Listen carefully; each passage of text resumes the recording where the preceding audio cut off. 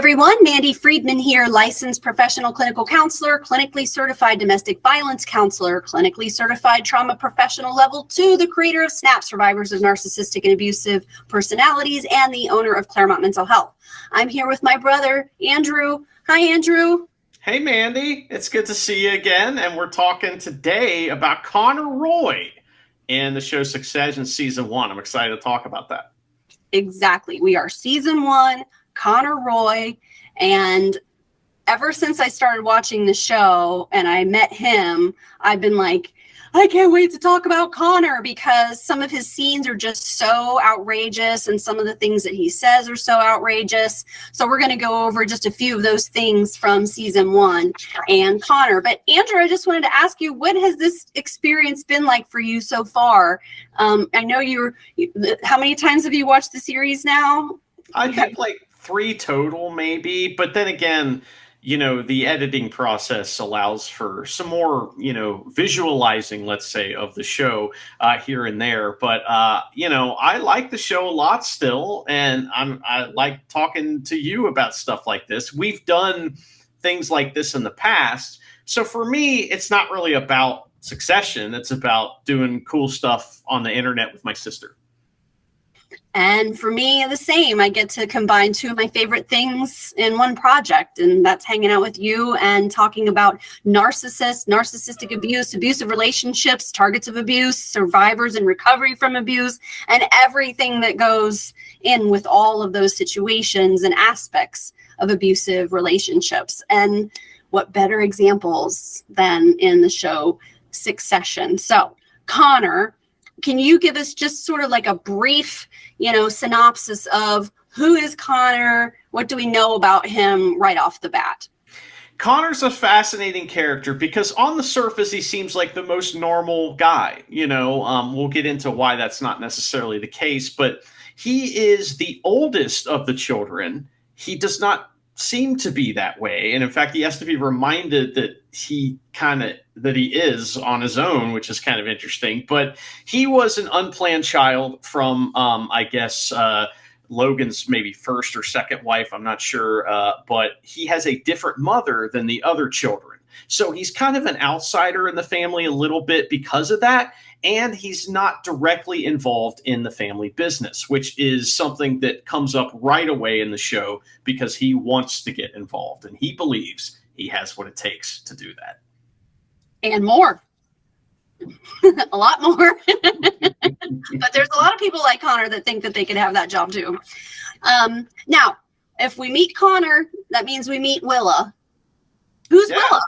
So Willa is Connor's companion, I would call her. And she is a companion of the concubine variety, it seems, where basically he is paying her to be his girlfriend. But that's a very interesting relationship. And I know we're going to get into it in the future more, but he genuinely seems to care for her, and maybe he doesn't, but he really does. And I think if you were going to date anyone in that family, I think that Connor might be the one to go with. The least damage, is going to come to you, I think, if you hang around Connor versus the other children. Just my opinion. I like his house out in New Mexico. Pretty nice. Where they have the fake family therapy. Oh, we're going to get into that a little bit. Oh, I can't. That stuff is tremendous. But what do you think about Connor when I say that Connor is kind of a normal person, it seems, on the surface? Well, I think that one thing that makes Connor seem more normal is that he's not exactly in the family in the ways that the other siblings seem to be. He has grown up in a separateness. He hasn't grown up within. So he's kind of an outsider, and he likes to also present himself as an outsider in a way. He wants to be in, but he also likes that he's out at the same time. And I think that's one of the reasons why his relationship with Willa works for him. So Willa is a sex worker, and apparently she spends enough time with him that it looks like it's a dating relationship to the outside world. But that's safe for him. That's a safe, approachable, intimate version of intimacy for him. And we'll talk about why that's a safe version of intimacy for him at a later time, because we learn more about him as the seasons go by. But Willa goes through her own developments throughout the series, and I'm going to specifically speak about her in our episodes that are focusing on the group dynamics. So ahead of us, we still have the Sharks. That's the Stewie and Sandy, Carl and Frank. And then we have the family dynamics and how that group comes together. So we're going to speak about those group dynamics in the future, and Willa will be a part of that. When we first meet Connor, it's when his dad has had a stroke, and I believe he shows up at the hospital with Willa, and he appears as a peacemaker. And I believe that he even refers to himself as a peacemaker. But then at a certain point, this is a quote, direct quote from Connor, and he's referring to Kendall and Kendall's attempt at a takeover while dad has just had a stroke. And what Connor says about himself is sometimes the peacemaker has to go and shoot a maniac on the perimeter. And he's talking about Kendall.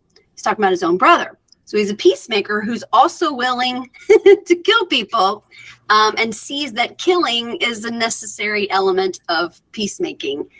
These are already these first ramblings of his greatness and how he could be a big, huge leader someday, right? That, you know, the peacemaker also has to be a murderer sometimes, or has to protect in a way that seems like that they're not a peacemaker. You brought up how that the kids were named, or at least Roman was named after, you know, a society that's known for their military prowess, and that Logan likes that stuff. Well, here we have an example of Connor understanding that that's part of your role in the family, is that you might have to put down another family member, or that it's your duty to protect the family against other family members. Yeah, he is. Not only is he talking about being a peacemaker in this like fighting for peace kind of way, you know, which is an oxymoron, but he also is pitching himself as the leader of the company. In the last episode, when we were discussing Roman and Connor, we were talking about how that, you know, Roman's abuse as a child, and how that's perceived differently by different family members as a way of minimizing that abuse. And Connor, we mentioned, is in the car with Logan. They're on the way to this ball, and Connor is reminiscing and nostalgic about the ball over the years and them as children coming to this big important ball. And he quotes his dad as having said these things about the people around them that made Connor feel like that he was kind of an adult and in the know, but it was also really, really inappropriate. So he's in the car talking about previous experiences at the ball, and he says, you know, Dad, you used to say to us things like, he's sleeping with her, and he really screwed up, and he's going to be in trouble for that, and she's a whore, and boy, what a slut she is, and man, that was such a great time. You know, he remembers these moments with his dad where things were completely inappropriate, but remembers it as loving, tender moments. What we talked about earlier is that Connor sees himself as an outsider, insider, kind of at the same time. And isn't that interesting that his father talking trash about all of his peers is what Connor thinks, oh, he was letting me in. He was letting me in, you know, and I was on the inside there. Poor kid. And we don't know how many years this has been happening, but we know that this year Connor is in charge of the event planning for the ball, or at least he's walking around kind of acting like that he is. And so that's a big deal for him that he gets to be the event planner of this ball, and it has to be perfect because he remembers as a kid looking around going, oh, I'm at the ball. Well, now he gets to be the event planner. And we have two scenes that happen that are just fabulous in illustrating Connor's personality. He gets kind of manic at times. We see some aspects of manic behavior and manic thinking coming from him. We see delusions and delusions of grandeur. We know that he is an overt narcissist and a malignant narcissist. We know how he got this way too, and we're going to get further into that later on.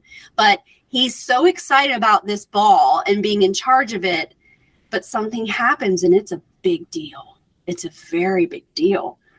Well, Mandy, they spent so much time and effort getting the perfect bread at the perfect temperature. They're at the perfect table with the perfect table knife. And there's one thing that will destroy bread, and that is frozen butter. And his reaction to this is a little extreme. It is hilarious, but what I love about this whole sequence is that he goes through this incredible range of emotions over butter. It is fantastic. But it's important to him because in his mind, he's proving to everyone around him that he knows what the hell he's doing. And that, this is all, I can clearly do this, so I can do more, like run the company or run some other place. Exactly. Now, during the ball, we see him kind of checking in different areas on things, including what the teleprompter is going to say when Kendall stands up to give the speech. And we see that there is an announcement that Logan is retiring. So then we have Connor go to the side of Logan. Now Logan's sitting next to Marcia at the table. Marcia is trying to butter her bread. And Connor says something along the lines of, hey, just thought I'd let you know, wasn't sure, like, there's a big announcement tonight, right? Mm-hmm. Logan's like, what do you mean? He's like, well, Kendall's announcing that you're retiring. It's like, he is. So he rats Kendall out that that's what was going to happen on the teleprompter for Kendall's speech. But what's funny is that, Connor's sort of like agitated, irritated. He walks away, and then Logan says to Marcia, what's he on about? And Marcia's like, the butter's frozen. And, it's like, this is an actual problem. She's like, she agrees, like the butter should not be frozen. So he goes into the kitchen, and here's the scene where he is firing everyone and, really going nuts because the butter is frozen. He's freaking out. I love the woman who's the actual event planner, who did all the work probably and who has experience planning events. And you see her sort of like face the staff. And I love how she handles it. She's like,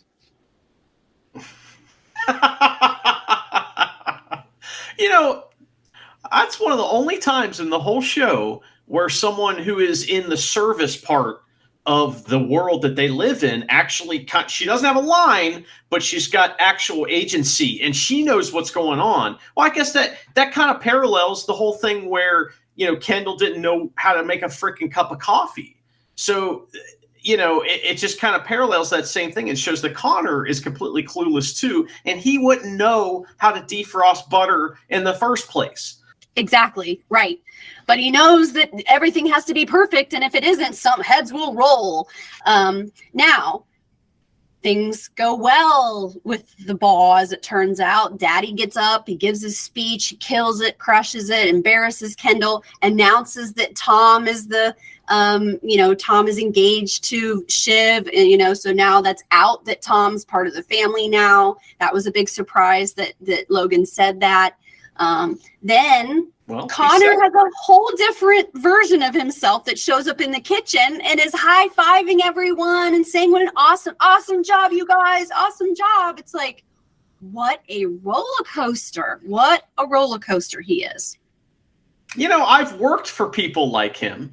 I've found myself like him at times, where I've realized I've acted this way, and it's embarrassing when you freak out about something and it turns out to be nothing. That's kind of the normal experience. Now, he is, of course, taking it way, further than the normal person would experience. But it's I've worked a lot in the restaurant industry, as you have as well. And I've experienced these things, exact things, where someone comes in who wouldn't know, a manager who is not operationally strong, we shall say, who sucks at their job basically, but comes in and starts screaming at everybody about something that they don't even know what they're talking about.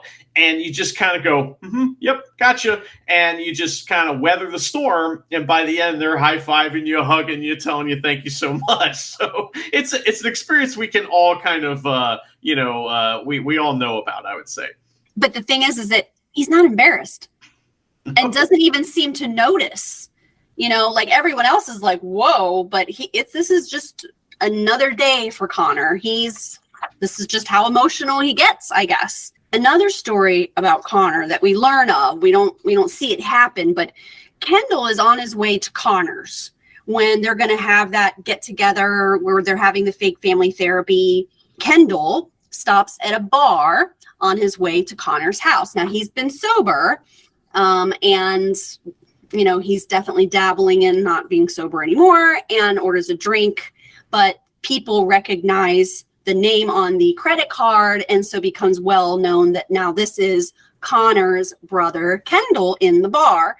And they tell Kendall a story about Connor coming into the bar with a dog that was dying, and like begging people to take the dog because he couldn't handle watching the dog die. He wanted to pay people to take that problem off his hands, and that's kind of what Kendall does too, a little bit in that scene as well. So right, he can't handle it. He wants to pay someone off, like, here, you do the real life stuff, I can't do this real life stuff. And then from there Kendall knows exactly where to find people that are going to give him what he wants. And then so anyway, I thought that was really interesting in terms of, we talk about like empathy or having a lack of empathy. When a narcissistic person who generally doesn't have to deal with normal human being emotions experiences those big emotions, they don't do well with it at all. They can't handle it. They think it's gross. Actually, they have this feeling of like that their butt's hanging out, like it's just not dignified to be a normal human being. And so that's why we pay people to raise our children. That's why we, don't make a cup of coffee. We don't do the regular normal human being stuff. Why? Because the people that do that are not real people. Remember, like, not a real person. Those are the service people.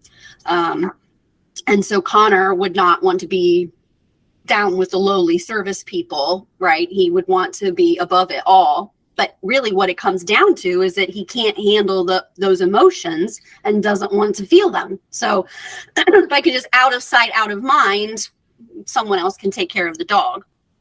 But don't forget that the dog crate, the dog pound game that they played with Roman. We learn about that during Tom's bachelor party. That's when that gets discussed. But here we have them really abusing Roman as a child and treating him like a dog and putting the dog in the cage. Grow up, fast forward, Connor says that's not what happened. Connor says that Roman wanted that. Roman liked it. He immediately says, oh, he loved it. Roman loved it. So here we have the child in a cage being treated like a dog, and that's okay. We have no remorse or guilt about that at all. Don't even remember it. Narcissistic amnesia, remember? Fast forward, now we're an adult with an actual dog, and we can't handle the dog passing away. So you can handle brutalizing your own sibling and treating them like a dog, but you can't handle an actual dog. I just thought that was funny how that, again, we have these kind of wildlife metaphors and animals coming into things, and this is just another one. So he's delusional, delusions of grandeur. We're going to see a lot more of that as it comes. And I also want to introduce, which for my audience that has been watching my stuff, this isn't a new term, but for those that are new to the topic of narcissistic abuse, is the concept of word salad. Word salad is what narcissistic people do, manipulative people do when they're trying to sound like that they're saying something, but they're not actually saying anything. And we can see loads of examples of this coming from the White House from, 2016 until 2020, and the time before and after. Pretty much anything coming from Donald Trump is usually word salad. So those are really good examples. Politics aside, he's just really good. He's the best at word salad. No one is as good at word salad. People are talking about it. Very important people are talking. Very important people talk about his word salad and how good he is. But actually, Connor's the best word salad person. And here is one of the very first ones. And if you wanted to go find this, it's in season 1, episode 10. And here's what he says. And it's talking about him wanting to be president. like while we're talking about delusions of grandeur and Trump. Here we go. Well, I would launch a campaign against the great dangers. Honestly, this is from my readings, and sadly, you can't say this because the permitted public debate has shrunk to the size of a fucking nut. But frankly, usury and onanism, unsecured debt, and masturbation, the spilling of good seed, it's not for public consumption. I mean, this is from my readings, and I don't want to pay tax. That doesn't make any sense. It doesn't. None. It means nothing except that he doesn't want to pay taxes. That's the only thing in there that meant something. You put him up on a stage in front of the right people, and they're all going, yeah! Mhm. You know, it's like he said nothing. He literally, it's garbage. There's not a bit of information here. But he'll get plenty of people to vote for him somehow. Did you hear that speech he gave? It was amazing. As we're watching HBO Succession through the series, all 4 seasons, be watching out for more of his word salad. And also, Connor starts to really reveal more about the dynamic of the family along the way. One funny thing that, well, it's not funny, but on this show, things are funny that aren't funny. When they go for their fake family therapy, don't forget the dog kennel, the dog pound game, remember? Okay, so as they're getting ready to enter into the therapeutic environment, Roman says to Connor, I'm going to tell the therapist that you molested me as a child. Right. And Connor's like, no, don't say that. I mean, he is not finding it funny at all. So we have not a guilty conscience that he necessarily molested someone, but he's got a guilty conscience that he did do something harmful to somebody in their youth. Perhaps the dog pound game that he participated in, Connor, you know, he might have been a perpetrator of that game and now has to tell himself, oh, Roman liked it. So when Roman is like, oh, well, it's a tit for tat with these people. So you know that's what Roman is thinking about when he's like, you know what? I'm going to just go ahead and tell him you're an abuser, because you are. Roman's my favorite. That's why he's my favorite, because he effortlessly kind of like cuts right to the meat of something with very few words. He will say something that cuts right to the heart of somebody. It just strikes fear into their heart. And he does that with Connor because, you know, Connor has these plans. And something like an accusation like that, whether it's true or not, would screw up his plans. And like you said, he also feels guilty about the actual abuse that he was involved in. So that is a tremendous observation. All right, Mandy. Well, it was a blast talking about Connor Roy, and we will again bring up the subject of Connor Roy in the future. But next time we're going to be talking about Shiv's man, Tom Wamsgam, and probably a little bit about Greg, too. So I'm excited to talk about that. He is a tremendous character, and he does a bunch of funny stuff. Tom, the pain sponge. Tom is a pain sponge, and he is my favorite character. So I would expect that throughout our series that we're presenting, all the episodes that we're going to do, that I might get a little bit more excited about the ones with Tom, because from the very beginning, I've been like, oh, I love his character so much. He's the best. It'll be fun to kind of discuss him as a true outsider coming into the family as well, and what function he serves in the family, because that's one thing I find interesting about Tom is that he kind of like, he's a pain sponge one day, but he's something else another day. He's whatever they need him to be. And it's fascinating. He's a chameleon. And that's one of his superpowers. That's for sure. I can't wait to talk about Tom. See you next time.